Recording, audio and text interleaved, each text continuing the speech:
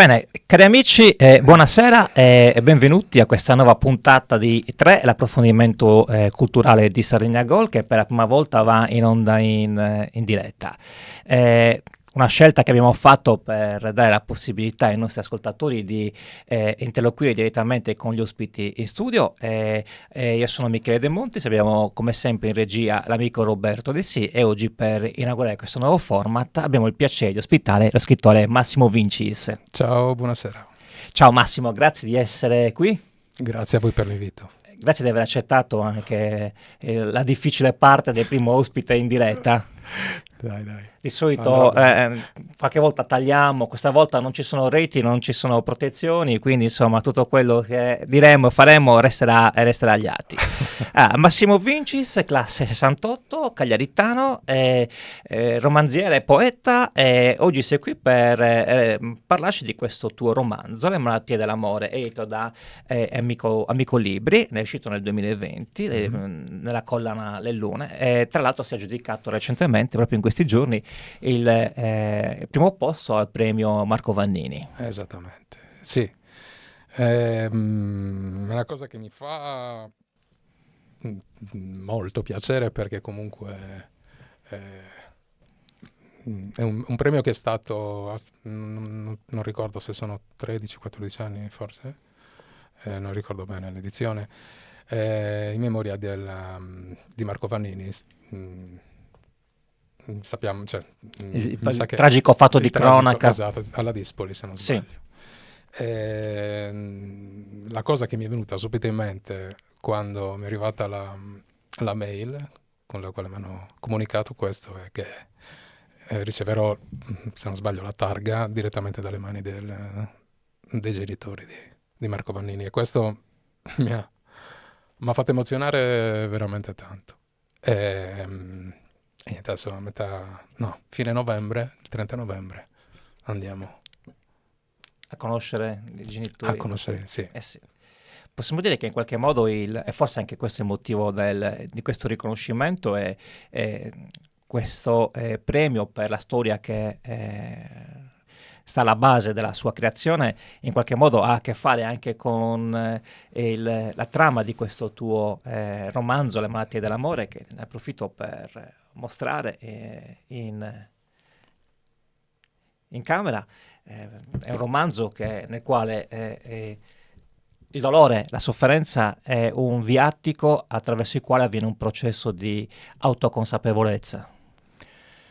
Sì, è la storia di Anna, che è la protagonista, che attraverso una sua storia che in qualche maniera ha cercato per riempire, diciamo, quei vuoti che nella sua esistenza si ritrovava, cioè nell'abituarsi a non prendere decisioni, a far accadere le cose, lasciando che queste accadano. Alla fine si rivela una scelta sbagliata, perché la persona con la quale mette su questo rapporto è completamente diverso da quello che lei si immagina, ma poi diciamo che il titolo è la metà della potenza dell'amore, cioè quando un rapporto raggiunge talmente i livelli alti di conflittualità che poi sfociano nella violenza, come in questo caso, che porta a vere e proprie malattie, per tutto quello che si somatizza poi alla fine, tutto quello che inizialmente diventano dei problemi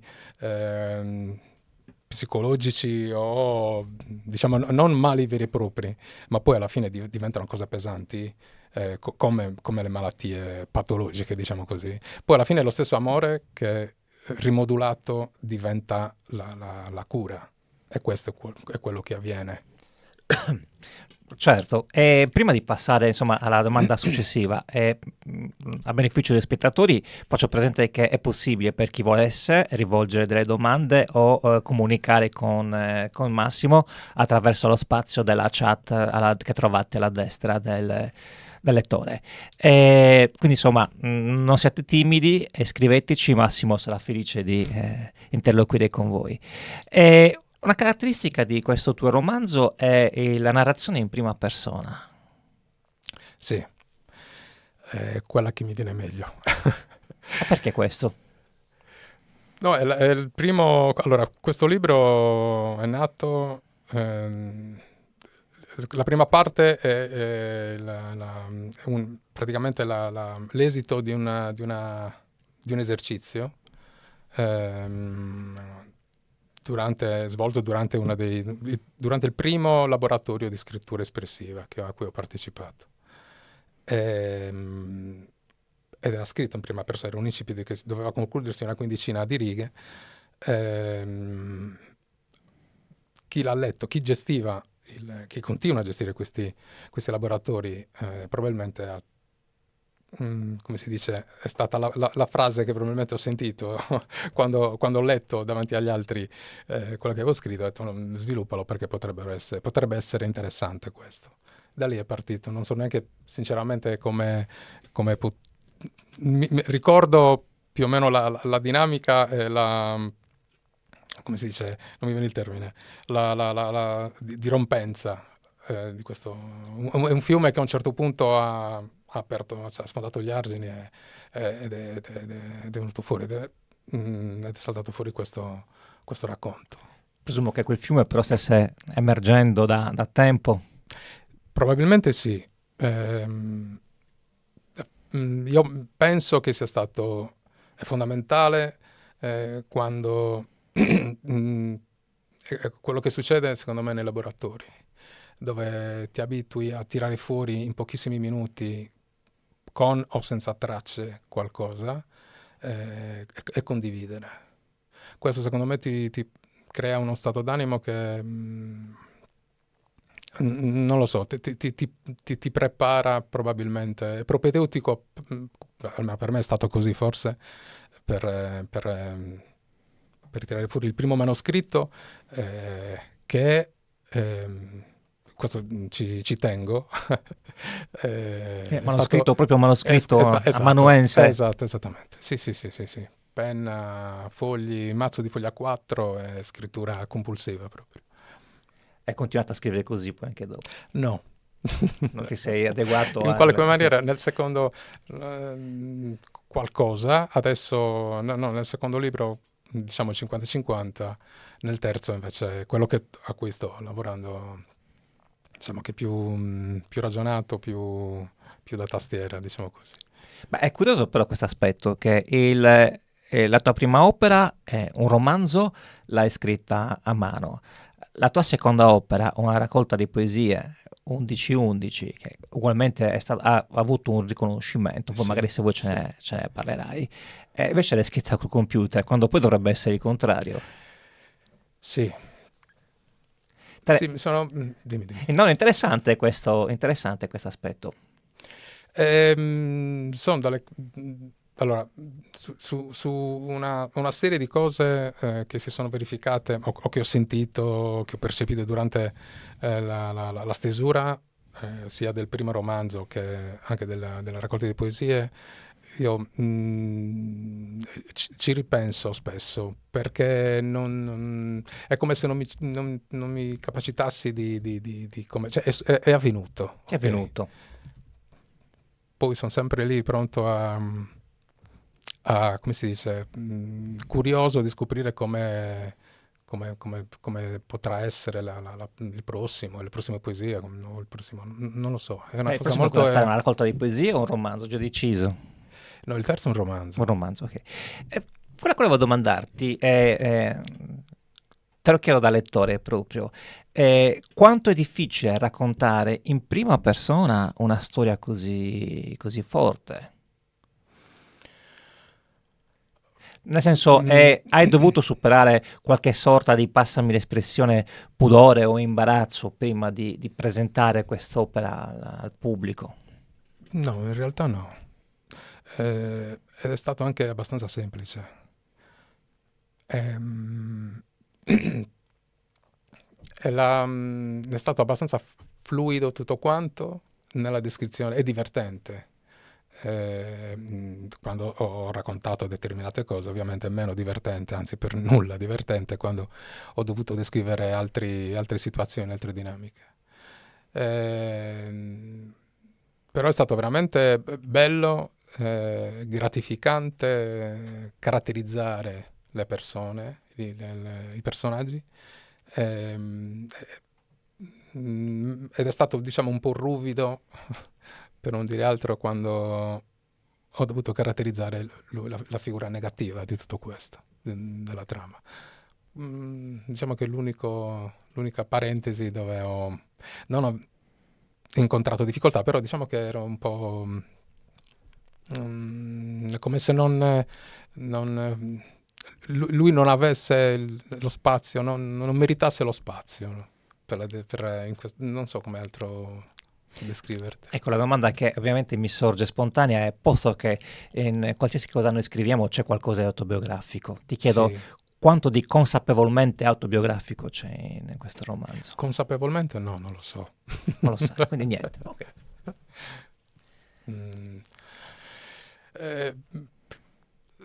Allora, penso che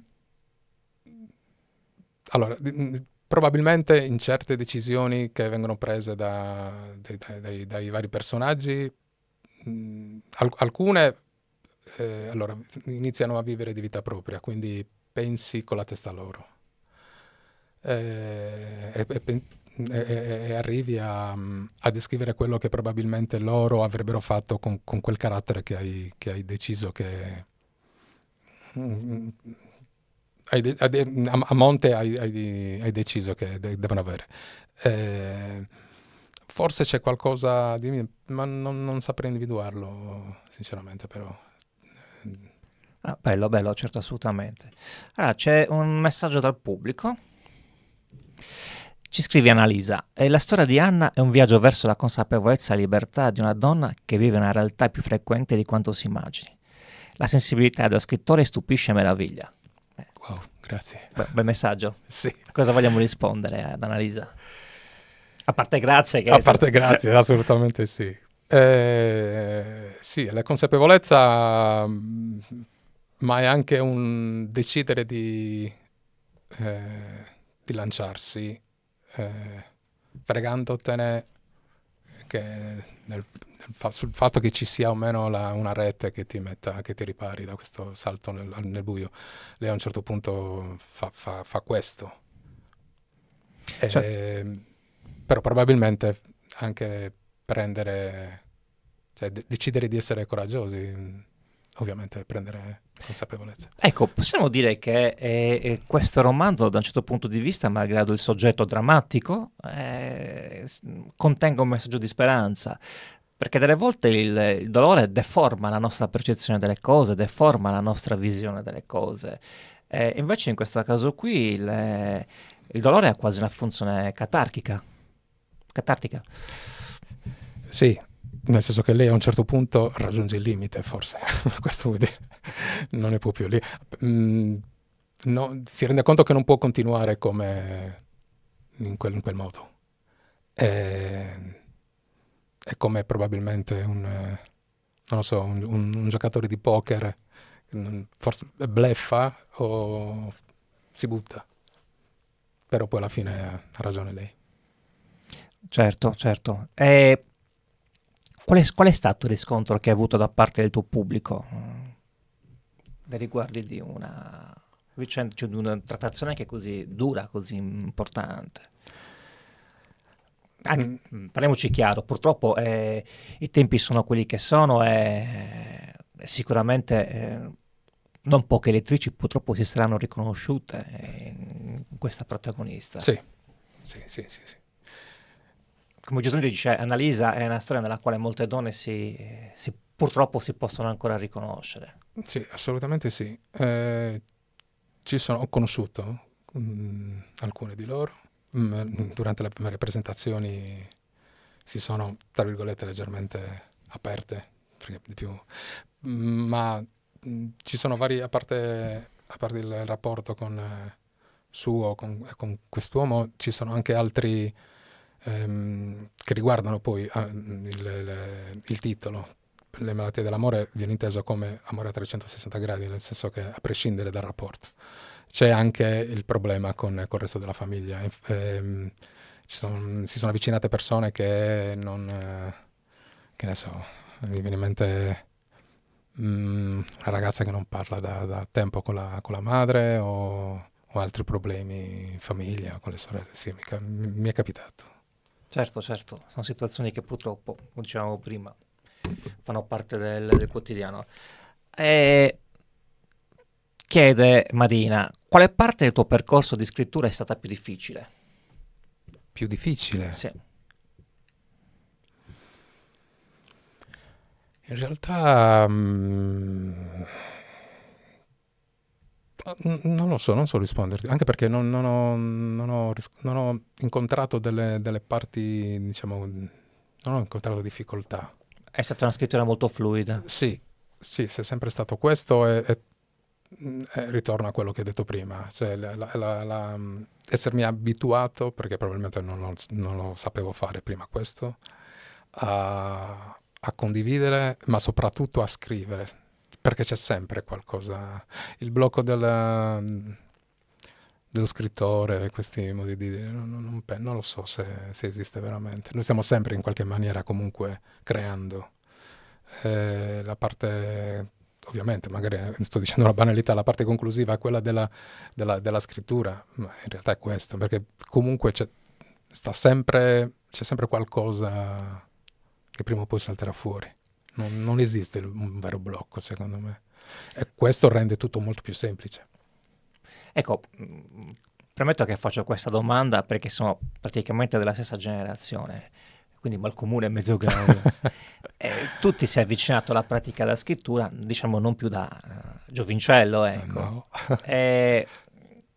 Questo percorso di avvicinamento è stato progressivo oppure ha conosciuto delle accelerazioni? Ci sono stati dei momenti in cui hai voluto, magari hai desiderato prendere un foglio e buttare su carta delle emozioni?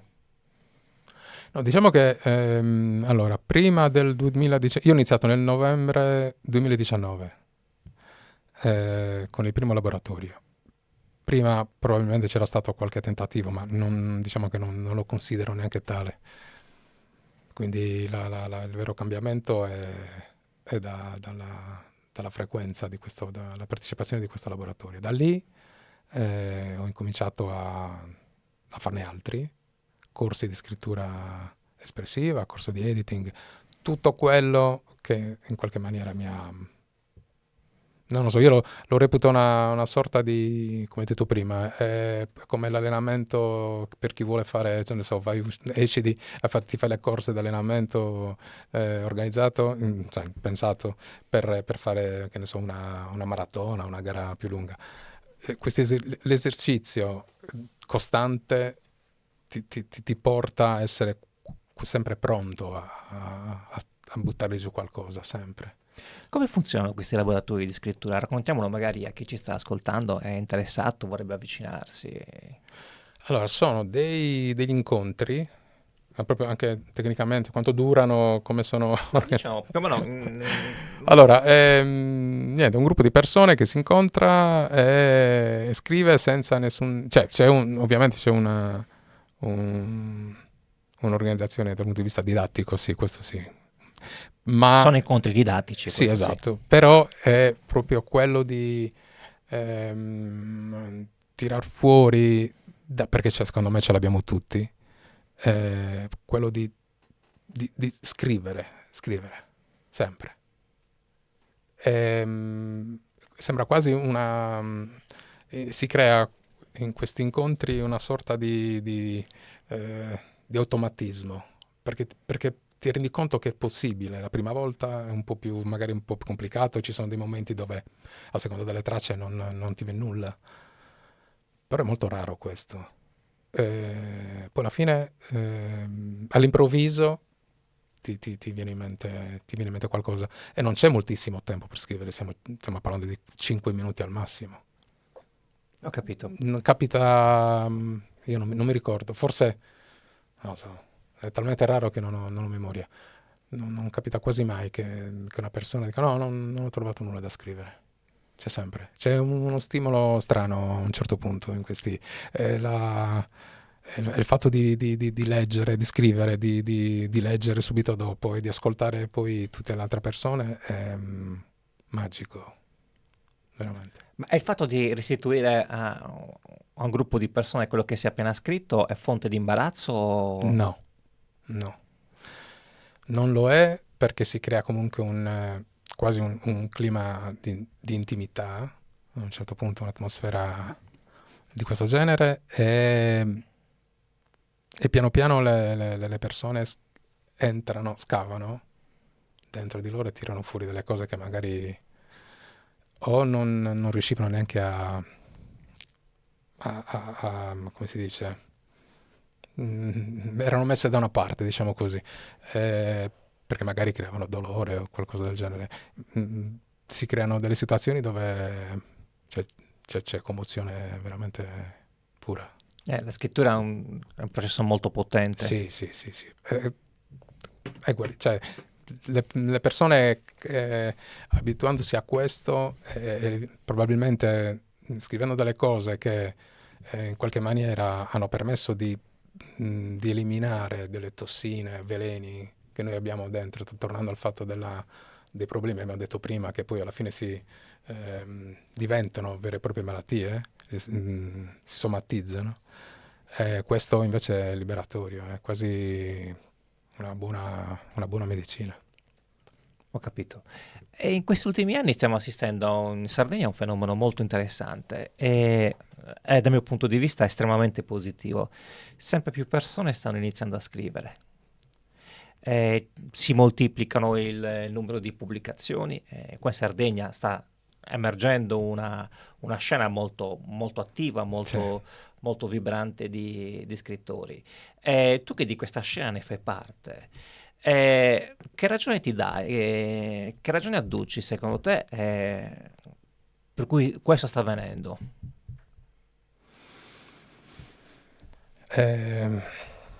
No, probabilmente... Allora, No, dico perché di solito il discorso che si fa, si va bene nuove tecnologie, non si legge più, non che si sia mai letto molto in Italia, parliamoci chiaro. Leggevo riguardo al numero di copie di giornali che si vendevano negli anni 90 era esattamente identico a quelli che si vendevano durante la Prima Guerra Mondiale, quando chiaramente c'era anche un tasso di alfabetismo che era molto, molto inferiore. Non siamo mai stati un paese di grandi lettori. Adesso ancora meno, forse Adesso per i ancora giornali, meno. per certi giornali. Giornali, ma anche per fortuna. Vabbè, questa è una battutaccia detta in amicizia. Però insomma neanche tanto di libri, ecco. Mm-hmm. Eppure ultimamente stiamo assistendo veramente, devo dire forse che con un effetto virtuoso delle nuove tecnologie, perché adesso c'è la possibilità di pubblicare un libro, poi anche se magari non si fanno le milionate di copie, le nuove tecnologie ci consentono di farlo conoscere anche a persone che sono dall'altra parte del mondo. Sì. Ma forse tutti questi fattori che hai, probabilmente questo di potersi autoprodurre in varie... No, dico, ma al di là delle autoproduzioni, anche delle comunque le edizioni, al di là delle autoproduzioni, anche con le case editrici, quelle classiche. Sì, esattamente. Ma forse c'è, non so, un po' più di coraggio da parte loro nel permettere a probabilmente dei probabili, non diciamo talenti, però persone che hanno qualcosa da dire, magari lo fanno bene. Poi magari da questo può passare a quelle più importanti, però le piccole, le medie case editrici fanno un lavoro veramente importante, perché permettono alle persone comunque di farsi conoscere in qualche maniera, se no rimarrebbero sempre, come si dice, sotto traccia per i pochi intimi. Beh, certo. Nella prima puntata di questa rubrica 3 abbiamo ospitato la tua editrice, Carmen Salis, che insomma salutiamo nel caso in cui sia online ad ascoltarci, e parlavamo proprio del caso di Tommaso di Lampedusa, insomma un Gattopardo, un romanzone che ha venduto non so quanto, insomma un successo editoriale entrato nella storia della letteratura, e poi lui si era tenuto nel cassetto lì. Non voleva farlo uscire. Ci sono questi... vabbè, meno male che l'hanno scoperto però. Ma non è che hanno scoperto. E chissà, però, la domanda che viene da farti, poi chissà quanti ce ne siamo persi. Sì, è vero. Volevo chiederti invece, per quanto riguarda la tua attività di poeta, nel 2023 tu hai pubblicato la raccolta 11 ordinari e disordinati flussi quotidiani. Sì. Il titolo è molto interessante, promette molto. Allora, 11. Allora, io questa raccolta forse un mese scarso, un mese più o meno. Ho iniziato più o meno al 10, forse 11 è il giorno in cui ho scritto l'ultima poesia, era anche l'11 novembre, che però è stata la coincidenza con i vari, cioè questo 11 comunque saltava sempre fuori, anzi anche il doppio, l'11. C'è anche una delle spiegazioni, diciamo, dal punto di vista del simbolismo. Il doppio 11, diciamo che è una sorta di collegamento con qualcosa che c'è più in alto. Sei una persona religiosa tu? No, ma diciamo non lo so. Una percentuale, 60%, non lo so.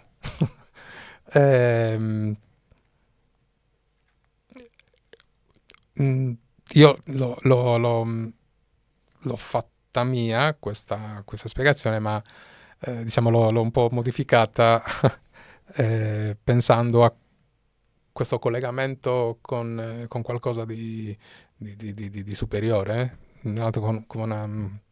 Un'entità superiore. Sì, ma come possiamo essere collegati quando ci sentiamo ispirati? Più o meno questo era il discorso. Perché è stato l'ennesimo flusso. Dopo il romanzo, più o meno le poesie sono venute fuori così, con la stessa veemenza, diciamo. E di cosa trattano le poesie? Ma un po' di tutto. Parlano dell'amore, anche le poesie, ovviamente. Fanno un po' di... come si dice? Si parla del fatto che c'è pochissima coscienza critica ormai. Parla un po', molto dell'attualità, di come veniamo condotti come un gregge, più o meno.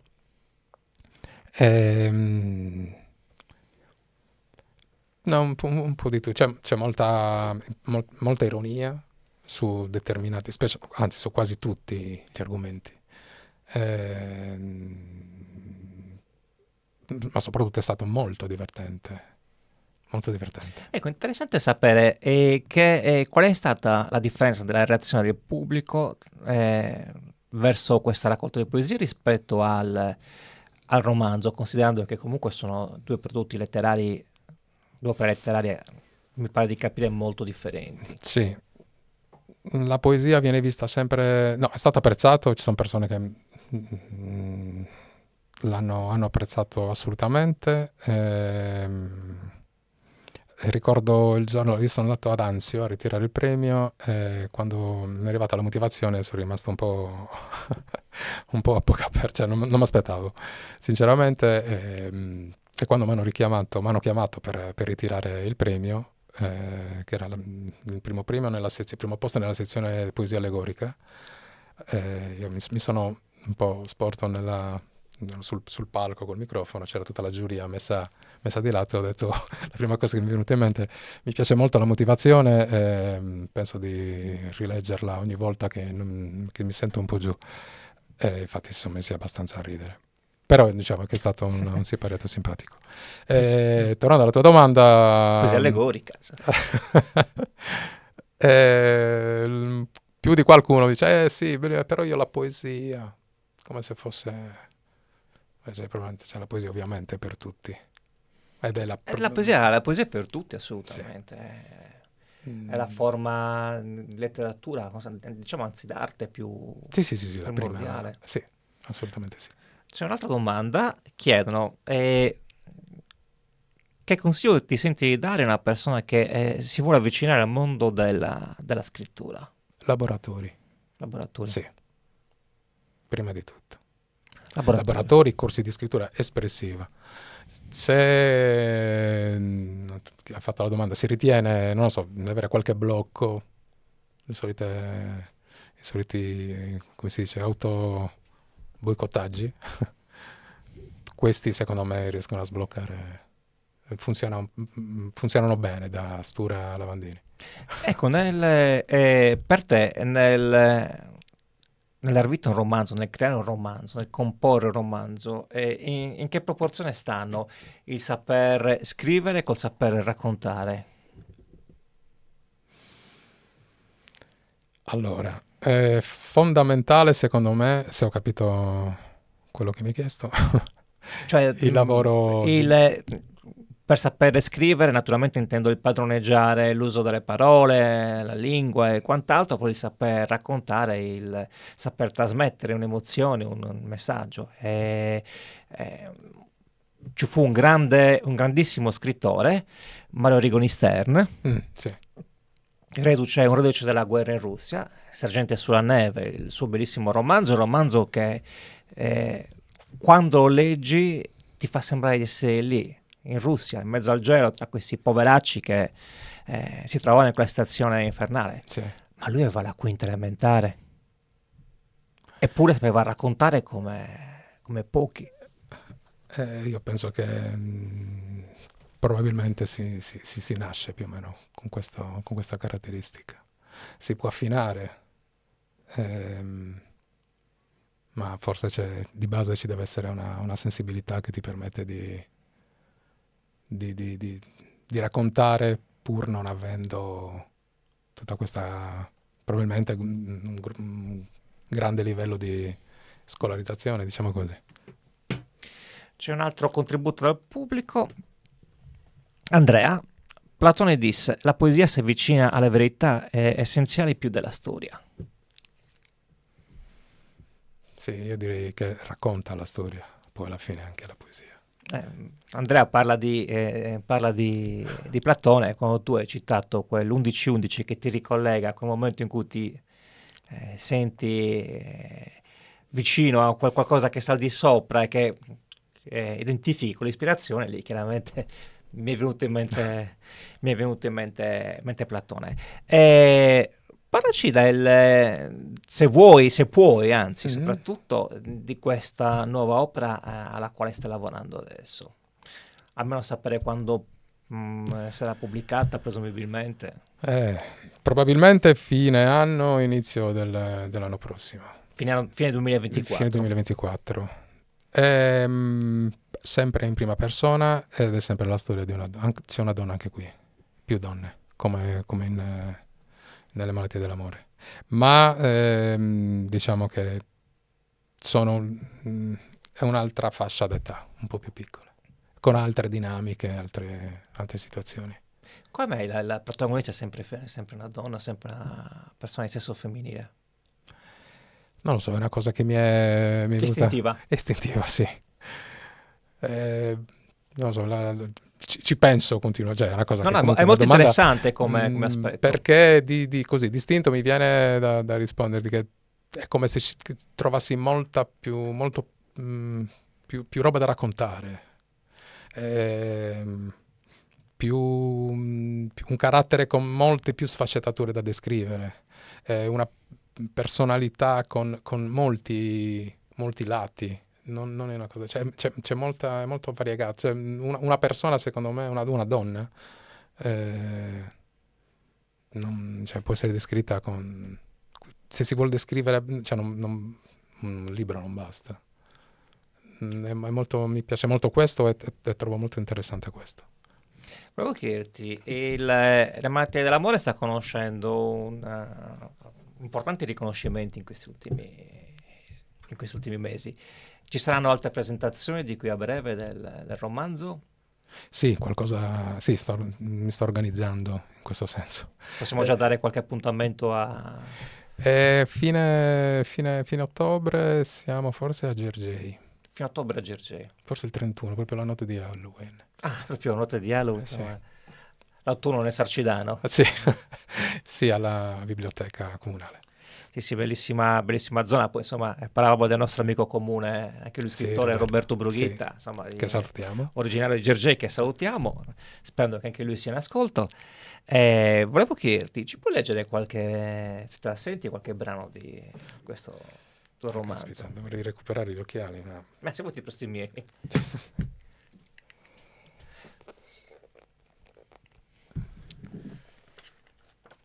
Il bello della diretta è il brutto della presbiopia. Sì, assolutamente sì.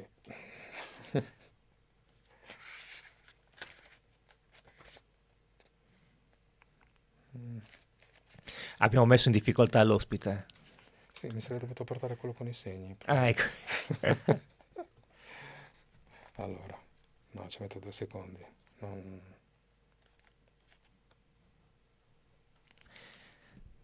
Nel frattempo invito chi volesse a fare qualche Eccola. domanda.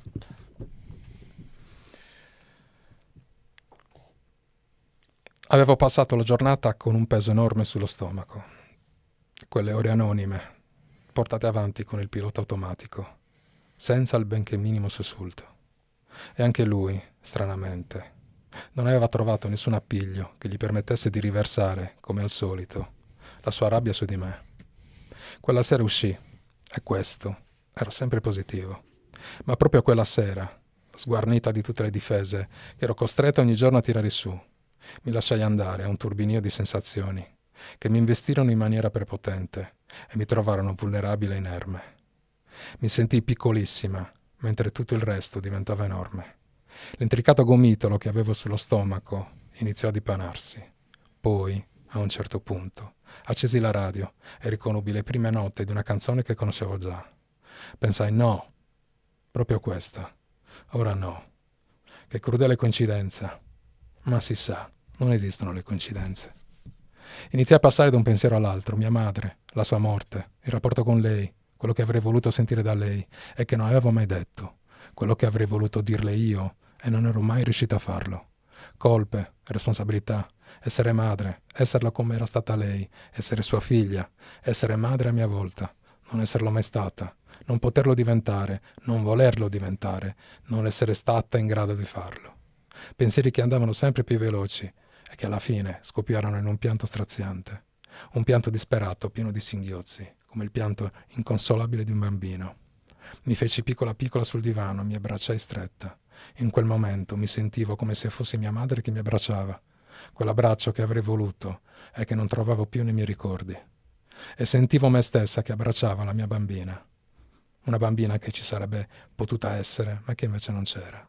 E forse in quel momento, solo per un istante, compresi il legame, quello vero, indissolubile, che esiste tra madre e figlia, capace di resistere a qualsiasi avversità. In quei momenti mi resi conto che dentro di me, a modo mio, stavo celebrando il funerale per mia madre e per la mia bambina mai nata. Molto potente come scrittura, complimenti. Grazie. Complimenti davvero. Bene, siamo arrivati alla conclusione di questo piacevolissimo incontro e rinnoviamo i ringraziamenti per Grazie a aver voi. accettato il nostro invito. Io rimostro in camera la copertina del libro di Massimo, Malattia dell'amore, e l'edizione Amico Libro. Lo trovate su Amazon, su Sì. librerie qui a Cagliari.